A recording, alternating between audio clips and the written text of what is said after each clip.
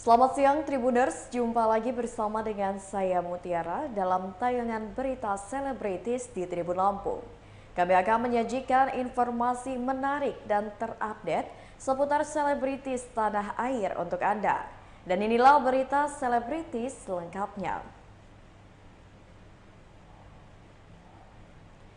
Berita pertama, disaksikan Ketua MPR RI, Mas Ayu Clara resmi menikah dengan Kausar. Kausar Hartayudana dan Mas Ayu Clara telah sah menjadi suami istri pada Jumat 20 Mei 2022. Digelar di Masjid Istiqlal, Jakarta Pusat. Tampak Kausar Hartayudana mengenakan beskap ala Sunda dengan nuansa putih dengan gagah di hadapan ayahanda Mas Ayu Clara. Disaksikan Ketua MPR RI Bambang Susatyo dan Bupati Trenggalek Nur Arifin, Kausar Hartayudana menyebut ijab kabul dengan satu napas.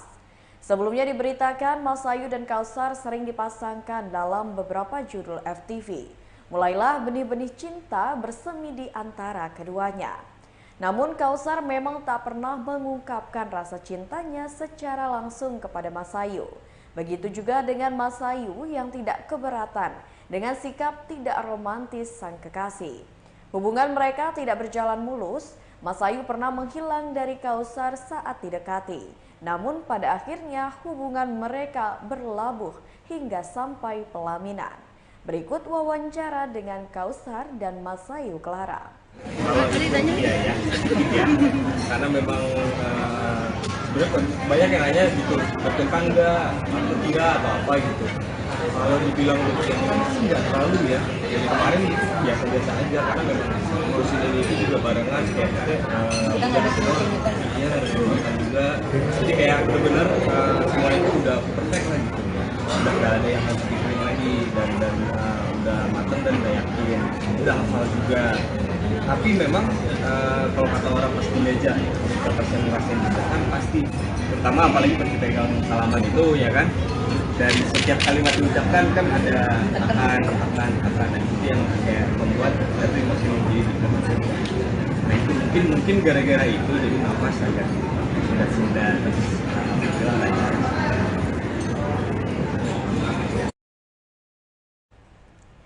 Berita selanjutnya datang dari Paula Verhoeven beri tanggapan terkait Baim Wong yang semakin religius.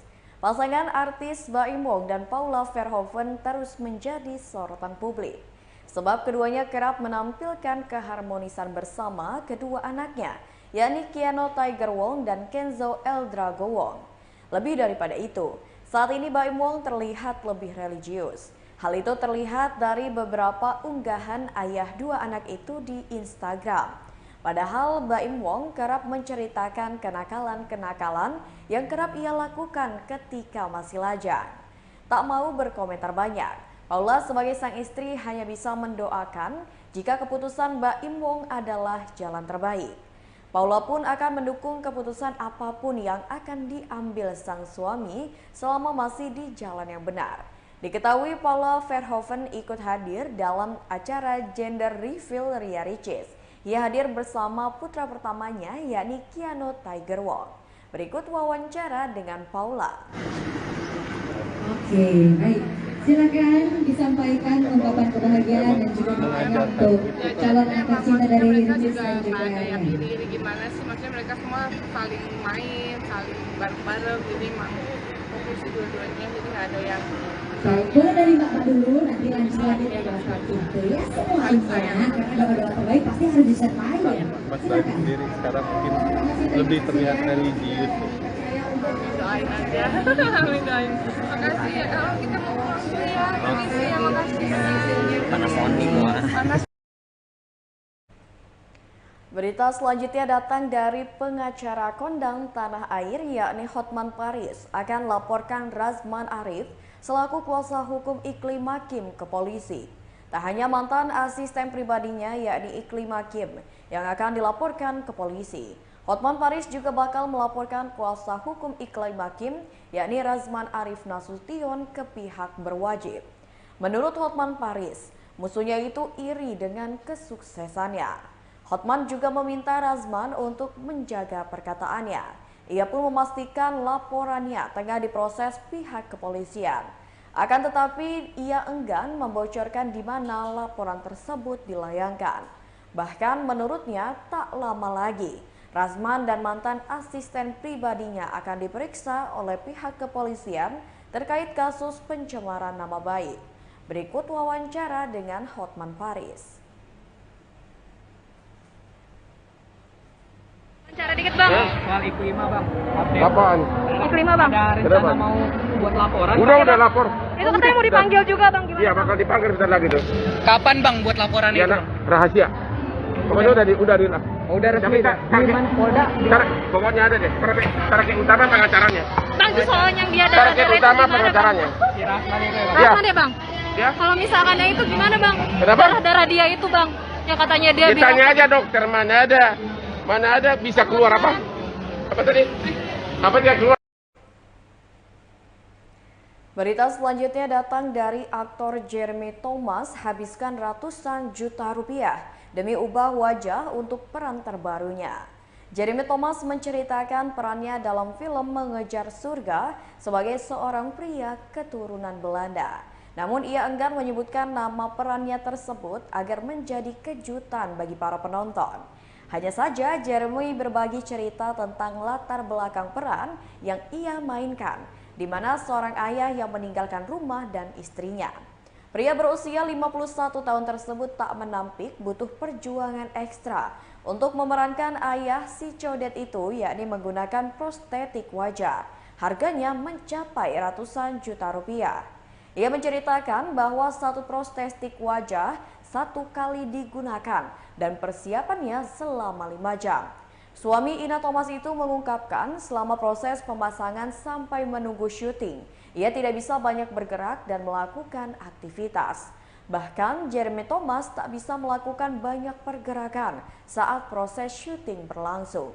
Film Mengejar Surga akan tayang pada 26 Mei 2022 mendatang yang dibintangi oleh Jeremy Thomas, Al-Ghazali, Jessica Mila, Endita, dan masih banyak lagi.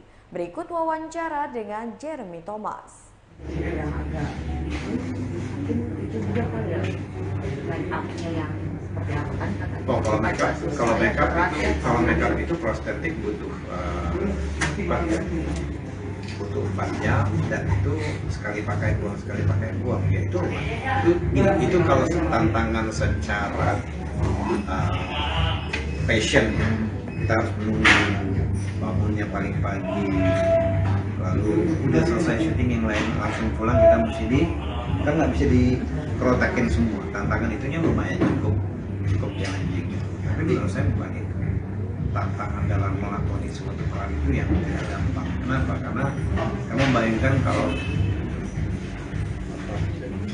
waktu kamu pergi meninggalkan rumah kamu normal, waktu kamu bertemu dengan orang-orang yang kamu cintai sebenarnya dalam hati, kamu sudah seperti itu.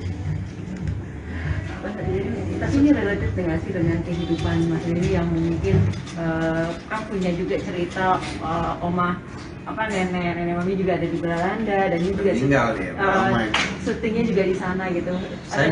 Saya bertemu sama antinya saya bertemu dengan saudara saya waktu syuting itu di Amsterdam, sempat ngobrol, sempat ngopi, kayak reuni, udah lama nggak ketemu. Berarti betul-betul sama ya dengan. Berita selanjutnya datang dari Wanda Hamidah, akui telah meminta maaf kepada mantan suaminya terkait pengerusakan rumah. Wanda Hamidah tak membantah telah melakukan pengerusakan rumah sang mantan suami, yakni Daniel Patrick Wanggai. Kuasa hukum Wanda Hamidah, Tegar Putu Hena, menyebutkan bahwa saat kejadian tersebut kliennya dalam kondisi emosi dan frustasi. Kondisi emosional tersebut dialami Wanda Hamidah lantaran sulit bertemu dengan buah hatinya yang tengah berada bersama Daniel Patrick Wanggai. Kuasa hukum Wanda Hamidah pun menilai tindakan sang klien terbilang wajar sebagai seorang ibu yang ingin bertemu dengan anaknya. Emosi yang tak terkendali lantaran sulit bertemu anak itu pun yang mendorong Wanda Hamidah melakukan pengerusakan rumah Daniel Patrick Wanggai. Mungkin hal itu yang kemudian memenuhi pikiran kliennya sehingga melakukan tindakan-tindakan tersebut. Seperti diketahui, Wanda Hamidah dilaporkan sang mantan suaminya, yakni Daniel Patrick Wagai, ke Polres Depok pada Selasa 17 Mei 2022 lalu. Wanda Hamidah dilaporkan atas tindakan pengerusakan rumah Daniel Patrick Wagai. Berikut wawancara dengan kuasa hukum Wanda Hamidah. Pak Wanda dengan mantan suaminya seperti apa sih Bang? Mungkin ada perselisihan atau apa? Sebelumnya ada percikan-percikan salah dari beberapa bulan. Biasa aja setahu saya. Ada juga nggak cerita. Memang malam itu memang saya nggak tahu bagaimana ceritanya sampai seperti itu. Tapi yang pasti memang Wanda dalam posisi, klien saya itu dalam posisi yang kalut malam itu. Ketika anaknya tidak dikembalikan dan dia tidak diberitahu di mana alamat rumah dari mantan suaminya itu, ya pasti pikirannya kemana-mana lah, siapapun ya, pasti pikirannya kemana-mana. Ini anak saya dibawa kemana? Ini anak saya tidur di mana malam ini?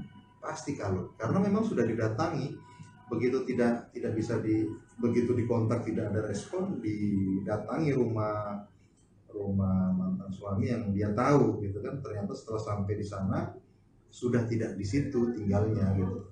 Nah, tinggalnya di mana tidak tahu gitu. Dia cari ke sana, cari ke sini, kemudian akhirnya ada teman yang memberitahu, baru dia datang ke sana. Begitu datang ke sana dalam kondisi secara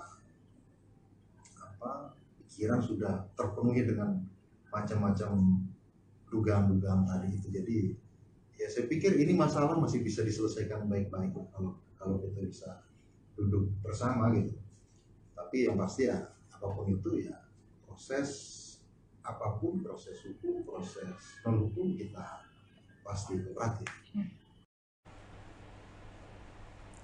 Baiklah Tribuners, itulah berita selebritis bersama dengan saya Mutiara. Jangan lupa untuk terus ikuti YouTube Tribun Lampung News Video, Facebook Tribun Lampung, Instagram @Tribun Lampung, dan TikTok @Tribun Lampung untuk informasi terupdate lainnya. Selamat siang dan sampai jumpa.